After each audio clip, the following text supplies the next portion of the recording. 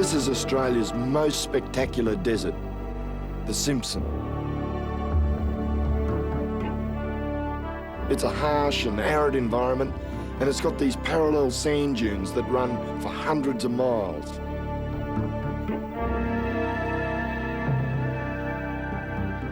The best time to see them is right now, at dawn.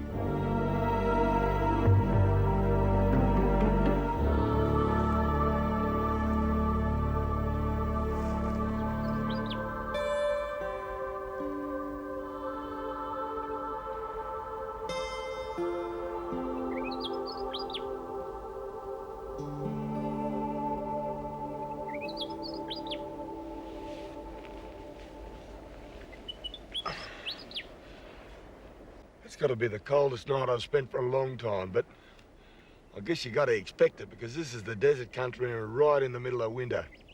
Desert country in winter, it's a bit like that. I think tomorrow night I might get myself a fire. Right now, I'm right on the western edge of the Simpson Desert, and I'm going to travel from here right through Central Australia, up the Tanami, and finish up at Wave Hill. The only reason I'm doing this trip because a mad mate of mine up at Wave Hill asked me to come. Wrote me this letter. It belongs to the Wave Hill Cricket Club, and so do I. In fact, he's the captain.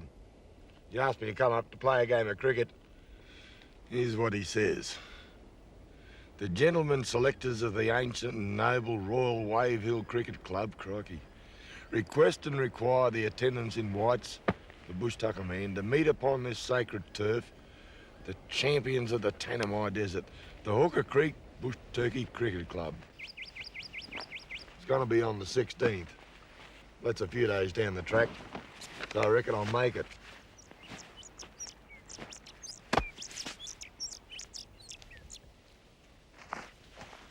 There's a bit more in Frank's letter too.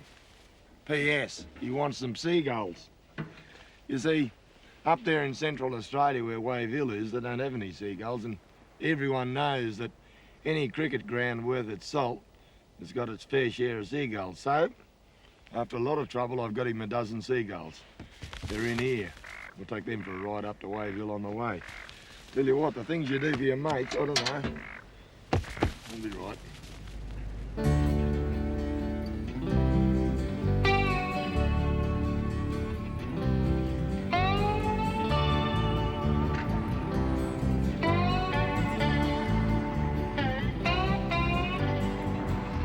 If you're going to make a trip like this halfway across Australia, you might as well make it an interesting one and have a bit of a look at a few things along the way.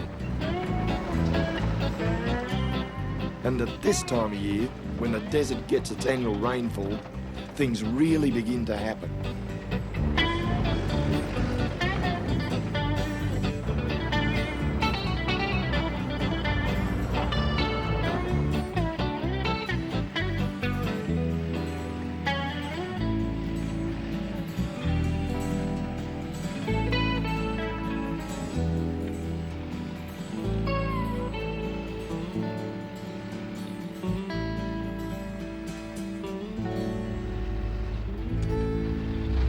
Once you do start to get a bit of rainfall in the desert country, the reaction around the countryside is almost immediate because what begins to happen is you get all this new grass growth, the spinifex change colour, you get all the whole wash of greenery right throughout the sand dunes.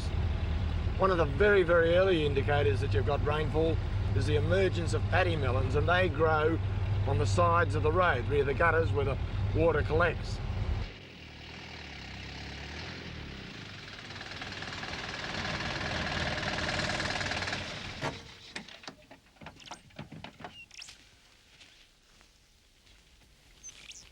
Quite a few of them around. There's a patch up there, another one over there.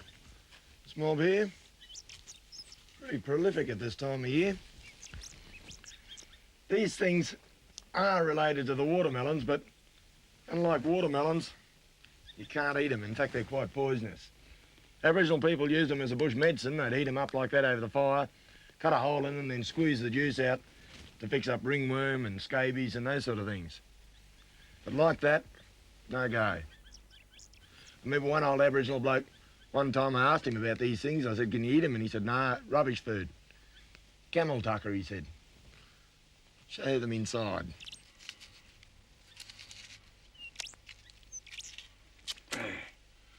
It is there, all those seeds in it.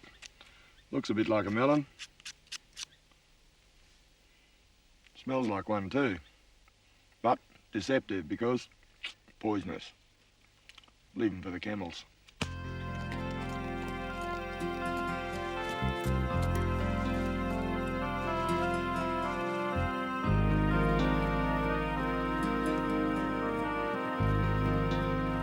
The camel, a horse designed by a committee, was first introduced into Australia in the mid-1800s by our early explorers and settlers.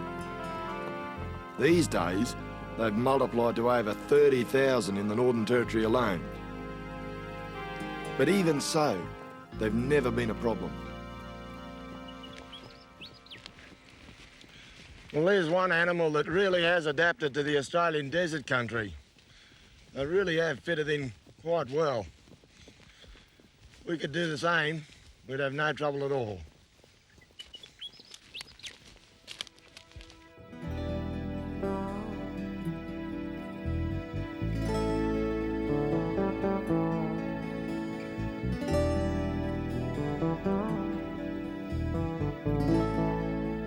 Heading west, the sand dunes begin to disappear, and gradually you find yourself amongst the McDonnell Ranges, and finally, Alice Springs itself.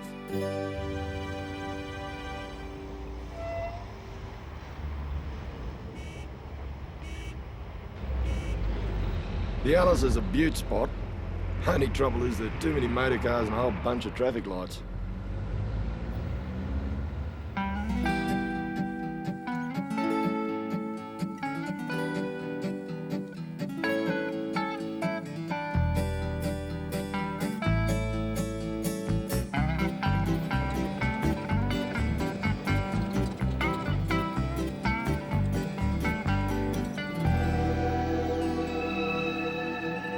Goss's Bluff is only 100 miles west of Alice.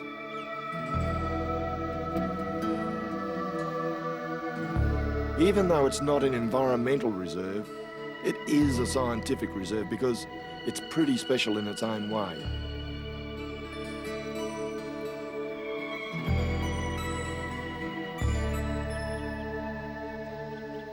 The people who reckon they know about this sort of thing, the geologists and the seismologists and all those other ologists, tell us that it was caused by a solid lump of gas, something like carbon dioxide, the same as dry ice.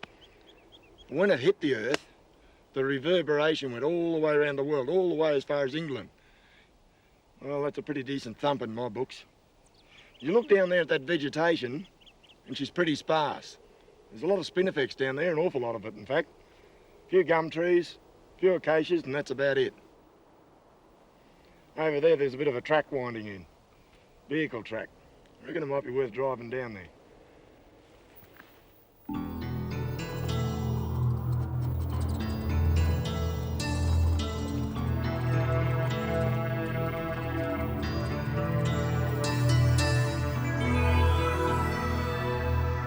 When you drive through the middle of something like this, you can't help but feel just how old this country of ours is.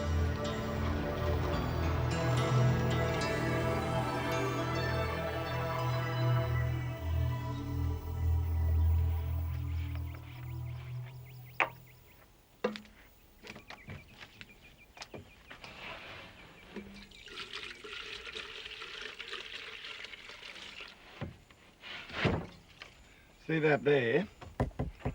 That's that lump of spinifex resin. Had a leak in this jerry can. That'll be about 2 years ago now. I guess if I bought something out of a shop at the time, put that on, probably would have fallen to bits by now.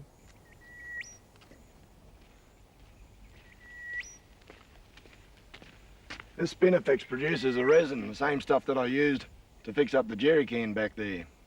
And that resin's flammable, so that when you light it, it burns with a great intensity of heat, which is pretty good for lighting the billy, particularly when you haven't got much firewood around the place.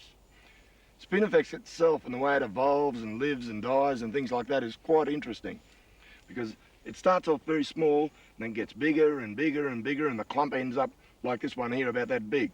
When it gets to that stage, it dies off, starting in the middle, and gradually the death area moves further and further out.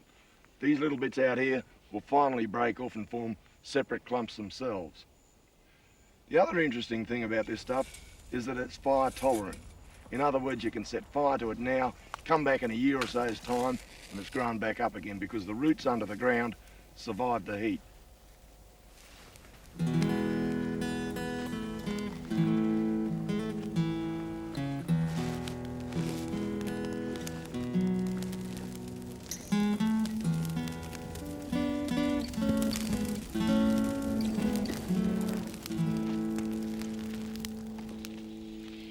While the bully comes to the boil back there, I'll show you something over here. I saw these driving in. There's a few of them around. There's one just here. Yeah, have a look at that. That's a thing called the hairy caterpillar's nest.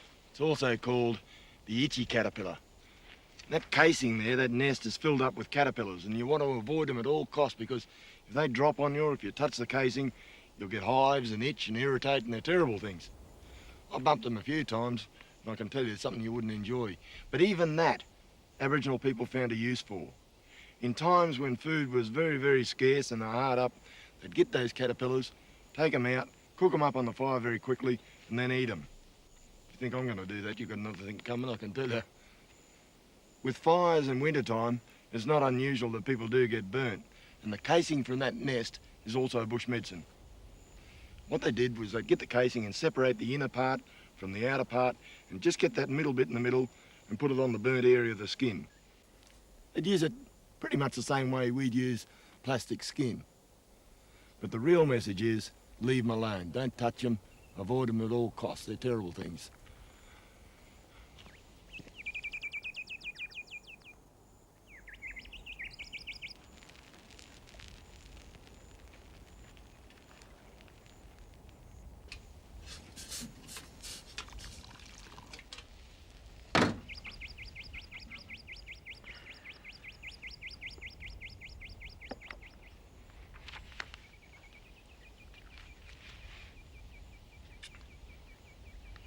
Might even be able to pick up a few ints out of here if I'm lucky.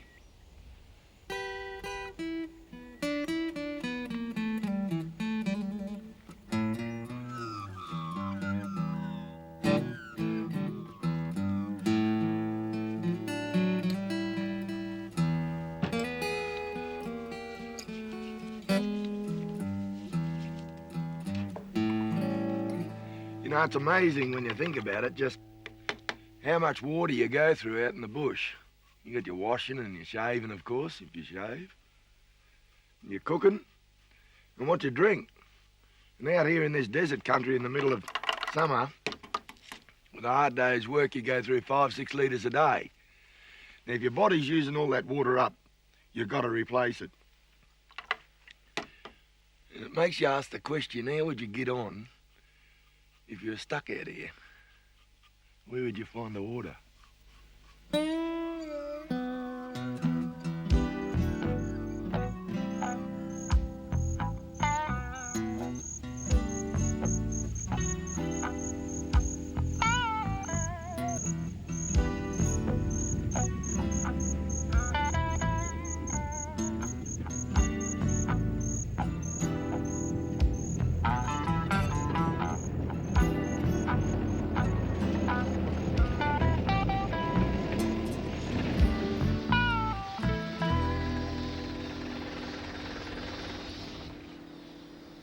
Hear that?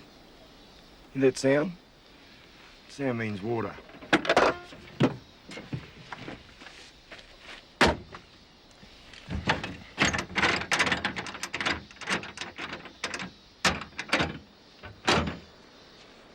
Might have to dig for it, but the water's got to be around here somewhere.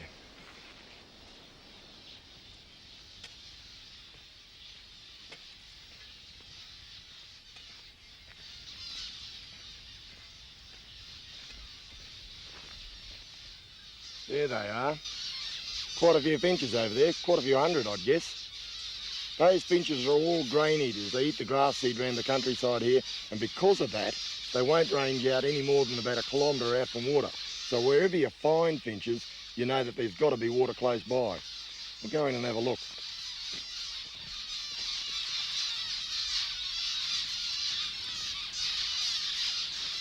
Now that's a good sign. You get this sort of thing.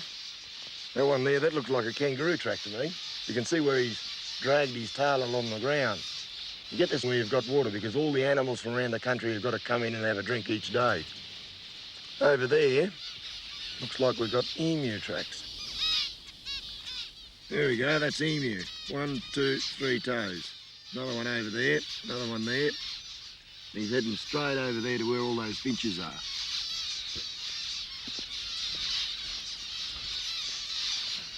That's what they're after. All that water there.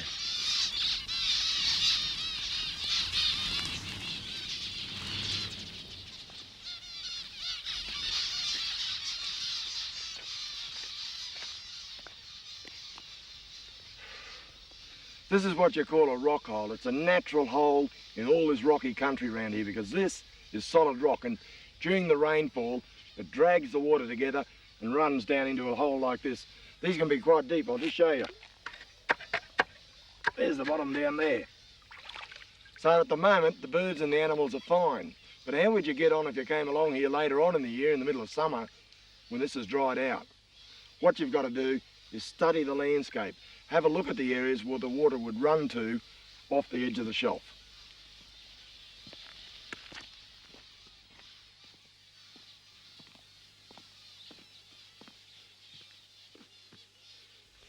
Well, this is the rocky edge, the lip of the whole thing, and all the water that runs over the edge here, it's got to collect somewhere. I look up there and it's a bit dry, and same down that way, but the greenest part is just around here, and this is the place that I reckon there's got to be moisture under the ground. It's a pretty healthy looking depression here. I can even see the moisture in the soil right on the surface, so there's got to be water down there.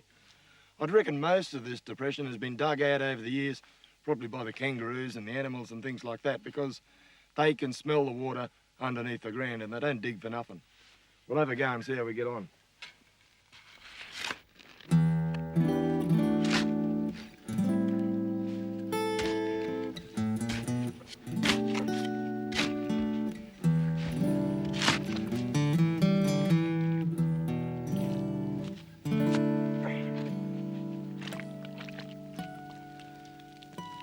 That's the moisture that the animals are digging for during the dry times.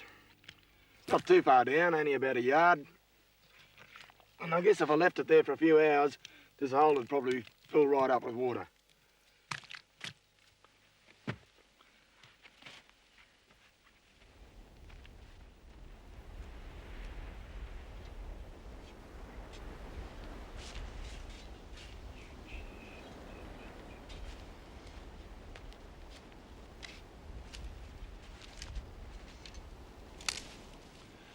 This is one of your narcotic plants. This is an emu poison. The Aboriginal people get all that leaf structure there, crush it all up, wash it into a rock hole like that one I've just been to.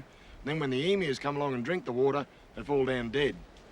But the really interesting factor about it is that if you're going to poison water around the desert country and it's so scarce, how do you avoid killing people? Well, to fix that up, there is a very simple answer. They left a calling card.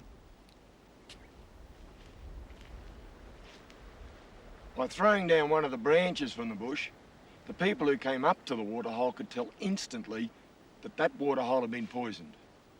They could also tell by the condition of the branch how long ago it happened, because as the weeks went by, the branch would begin to decay. I think it's a pretty ingenious method myself.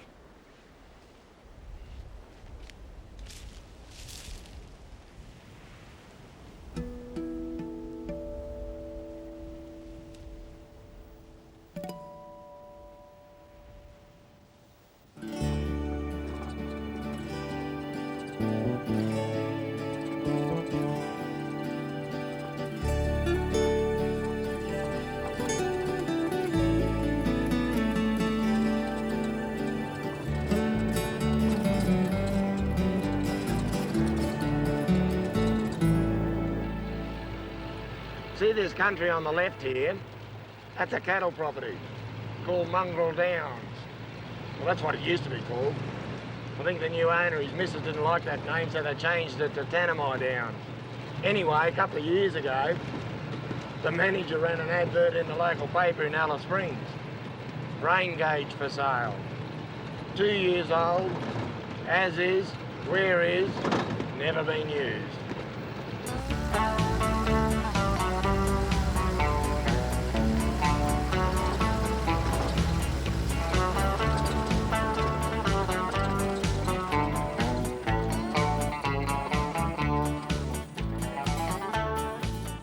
At this stage, I'm about 200 miles short of Wave Hill. And I've got to tell you, I'm really looking forward to that cricket match.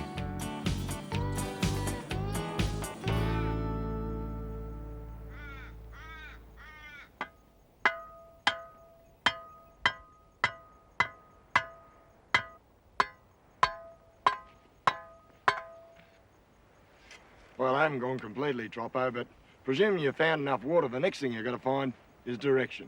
There's a very, very simple little trick you can use to do that. What you need is a straight stick. Well, I've got a cricket stump, that'll do me. Bang it in the ground there, mark the end of the shadow, wait half an hour and then come back.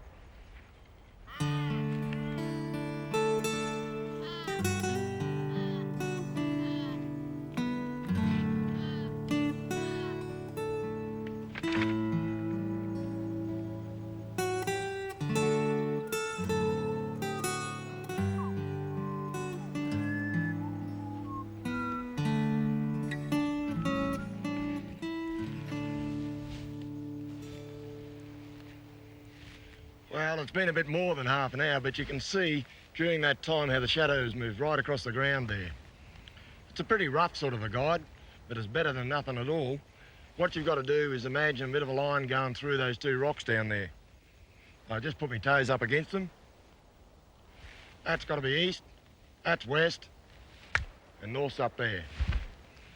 And if that's the case, Wave Hill will be over that way.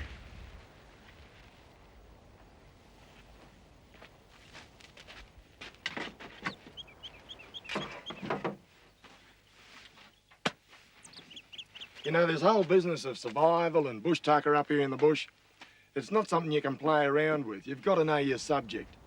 And to know your subject, you've got to know your country. You can do yourself a real damage if you try experimenting around the place. You take this bush here, for instance, this thing down here. That's the thing that's related to the deadly nightshade group. It's called a desert tomato. And believe it or not, you can eat it. Well, that's sort of partly true. You can eat part of it, not all of it. Just cut it open here. And it typifies what I'm talking about knowing your subject. See that there? You can eat all this outside bit, but don't eat the seeds. They're poisonous. You've got to spit them out. I guess, you know, it'd be really convenient and easy for everyone if we could make up a set of golden rules about this sort of thing, but you can't. They just won't hold water. I've heard some dreadful old wives' tales about what you can eat and what you can't eat and all the rest of it, but I haven't found one of them that's any good. I know one time there I heard a bit of a yarn a way back that you could eat the same sort of things that birds eat. Well, that's not true, because I've seen some birds eat some terrible things. Those seagulls back there, I guess they've been eating dust for the last couple of 1,000 miles. Probably about time we got to Wave Hill, I reckon.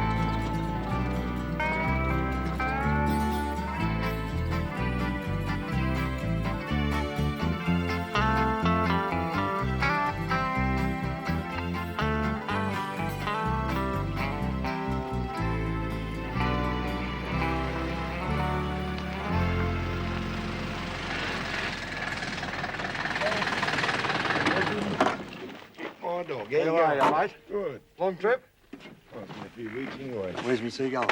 In the trailer. Tanami? You want them? Yep, they're right. All right. I haven't seen them for a while. We're down to our last seagull, mate. Oh, yeah? There's you in here. Might be knocked around a bit, but that don't matter. Been a bit dusty for them in there. You've been eating dust for the last one. There you go. Oh, good man. How's that? We knew we could rely on you, Les. What a bloke. There you go. There's one down here somewhere. Oh, look at this bloke. Having a scratch. That's a beauty, mate. We got the police car. Isn't it? You've done well again, Les. Number 2.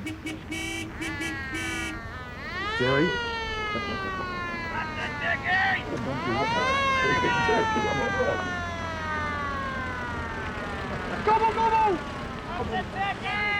The Australian bush by itself is interesting enough, but when you add to it the people who live here and the sense of humour they have, then that's really what makes it. Frankie Dalton, how are ya? Mongrels, Wayville Wimps are going. Well, we'll see about this after the game. We're going to have a little wager on the game. Geez, Frank, this is as hard as concrete, this thing. Certainly is, mate. I think some of these cracks could open up. I think we better get in and have a bat straight up, I think. Not a bad idea.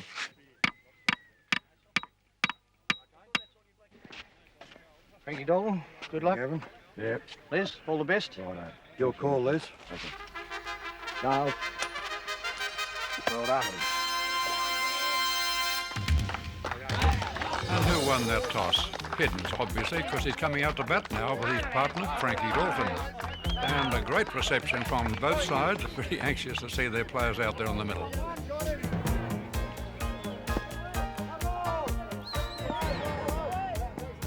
Now we have Hiddins in strike. It's a lusty shot. He should bring him 2. It's gone out towards the fieldsman, and he'll take an easy 2. And we see the inevitable dog arriving on the scene, but that's happening here. The heat telling the story with the amber fluid flowing and a very enthusiastic crowd. That's a bit lucky. He went across the line of the ball and it skied it high in the air, but it fell safely.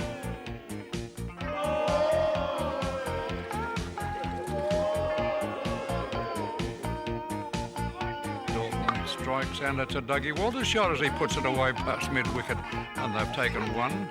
Hiddins looking anxious to get down to that strike, and he's turning now. He's on his way for a 3rd, and he'll make it all right. And that he does. So 3 to Dalton.